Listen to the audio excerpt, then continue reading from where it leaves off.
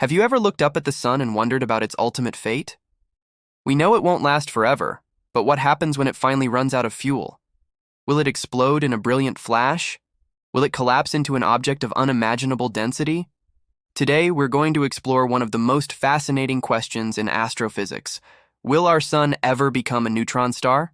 The short answer is a definitive no, and the reason for that is one of the most fundamental principles in the cosmos: mass. So, let's start with the basics. What exactly is a neutron star? Imagine taking a star much more massive than our sun and crushing it down into a sphere that's only about the size of a city. That's a neutron star. They are among the densest objects in the universe. A single teaspoon of neutron star material would weigh billions of tons. They are the leftovers, the cosmic fossils, of some of the most violent events in the universe: supernova explosions. This brings us to the first crucial point: the mass threshold. To create something as extreme as a neutron star, you need an extreme starting point. Specifically, a star needs to begin its life with a mass of at least 8 times that of our sun, and perhaps up to 20 or 25 times. These are the heavyweights of the stellar world. Our sun, by comparison, is a low-mass star. It's a G-type main sequence star, sometimes affectionately called a yellow dwarf.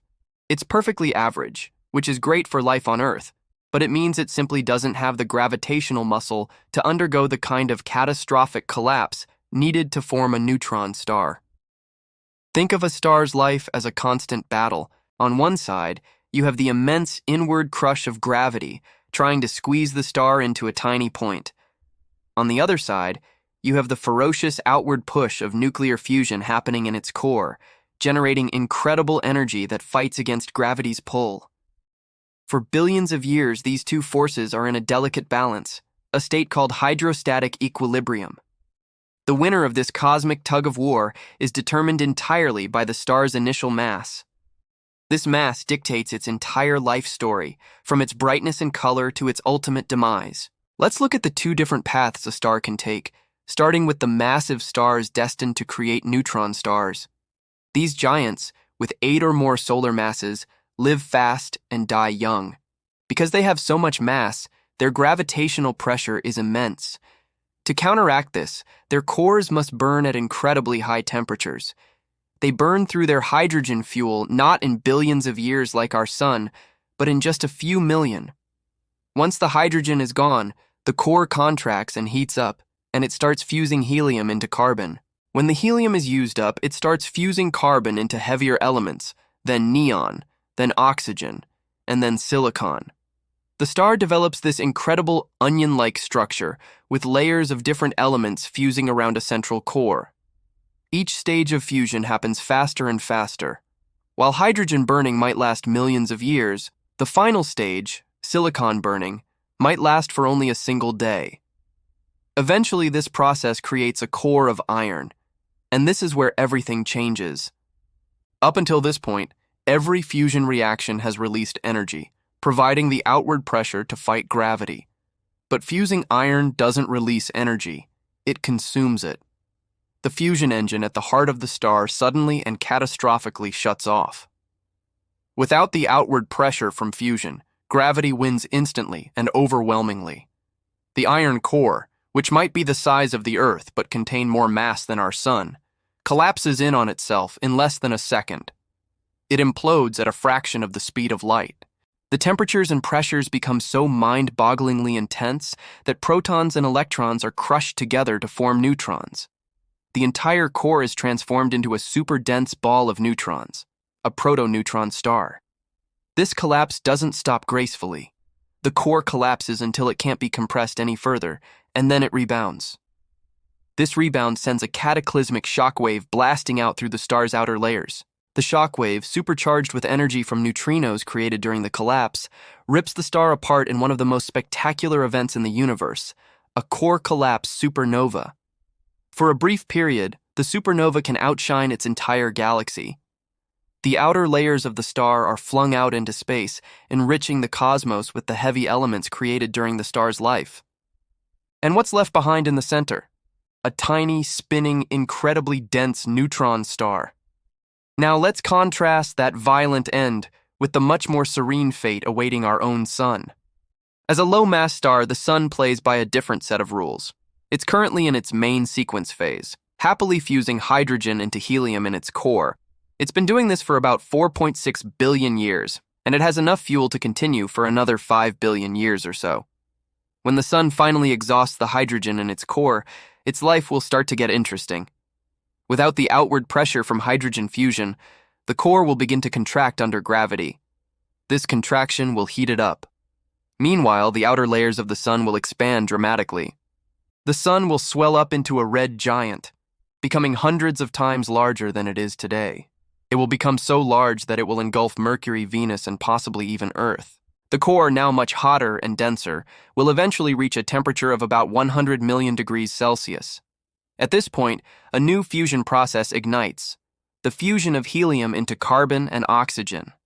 This is a new lease on life for the sun, but it's a short one.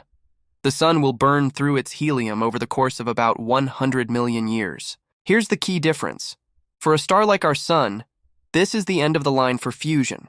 Its core will never get hot enough or dense enough to ignite the fusion of carbon and oxygen. The stellar engine shuts down for good. Without any fusion to support them, the sun's outer layers will become unstable. They will gently drift away from the core, expanding out into space. This process creates one of the most beautiful objects in the night sky, a planetary nebula. This has nothing to do with planets. It's just a historical name.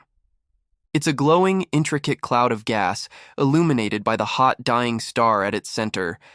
And what about that central star? What's left of the sun's core? It's now a ball of incredibly hot, dense carbon and oxygen. With no fusion happening, gravity takes over again and tries to crush it. But it's not massive enough for the kind of catastrophic collapse we saw in the massive star. Instead, the collapse is halted by a new kind of pressure, a quantum mechanical effect called electron degeneracy pressure.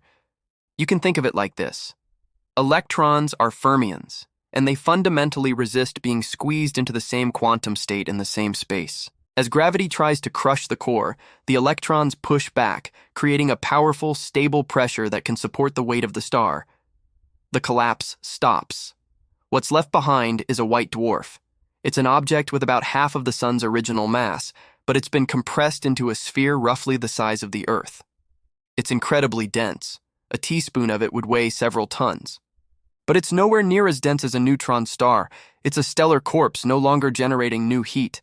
It will simply spend the rest of eternity, trillions upon trillions of years, slowly cooling down and fading away, eventually becoming a cold, dark black dwarf. So, let's put it all side by side. The progenitor of a neutron star has an initial mass of 8 to 25 solar masses. Our sun has an initial mass of just 1 solar mass. The massive star ends its life in a violent core collapse supernova, leaving behind a neutron star. Our sun will end its life with a gentle planetary nebula, leaving behind a white dwarf. A neutron star is made almost entirely of neutrons and is the size of a city. A white dwarf is made of carbon and oxygen and is the size of a planet like Earth. The physics that governs these two outcomes is the same, but the initial conditions, the mass, are completely different, leading to wildly different fates. Our sun is just not a member of the heavyweight club. It doesn't have the entry ticket, the mass, required to go supernova and forge a neutron star. So you can rest easy. Our star won't go out with a cataclysmic bang. Instead, in about 5 billion years, it will embark on its final graceful transformation. It will become a red giant, shed its outer layers as a beautiful cosmic sculpture, and then settle down for a long retirement as a quiet, glowing white dwarf, a diamond in the sky. It's a less dramatic, but no less fascinating end to its long and brilliant life. Thank you so much for joining me on this journey through the cosmos today. If you found this as fascinating as I do, please hit that like button, and be sure to subscribe and turn on notifications so you do not miss our next deep dive into the mysteries of the universe. See you next time.